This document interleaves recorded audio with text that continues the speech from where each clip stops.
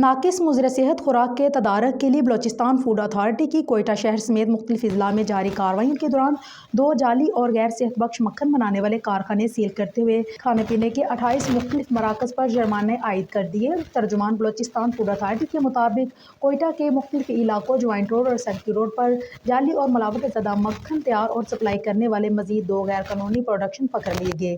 Inspection करने पर मालूम हुआ कि यूनिट में मार्जरीन से गैर सेहत बख्श हालात में गैर मियारी मुज़र सेहत मक्खन तैयार करके सप्लाई किया जा रहा है। गैर रजिस्टर्ड शुदा दोनों प्रोडक्शन यूनिट से गैर मियारी मक्खन और दीगर मिलावटी अज्जा की बड़ी मकदार और मुख्तलिफ ब्रांड्स को पैकिंग मटीरियल बरामद हुआ। यूनिट को फौरी तौर पर सील करते हुए मालकान के खिलाफ मजीद कानूनी कार्रवाई शुरू कर दी गई है।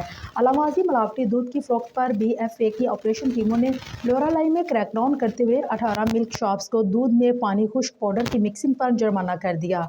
कबले अजीज डायरेक्टर जनरल BFA की खसूसी हदायत पर बलोचिस्तान फूड अथॉरिटी की mobile food testing laboratory Loralai भिजवाई गई। मोबाइल लैब की जदीद मशीनों पर मुतअद्दिद मिल्क शॉप्स और होटल का दूध मौका पर टेस्ट किया गया, जिस पर 18 सैंपल्स में पानी की वाफर मकदार और खुश्क दूध की मिलावट पाई गई। डिविजनल फूड सेफ्टी टीम ने मोबाइल इंस्पेक्शन टीम के हमरा मामूली नकाइस पर 4 दीगर मिल्क शॉप्स समेत मुतअद्दिद खुराक के मराकज़ को इस्लाही नोटिस भी जारी कर दिए।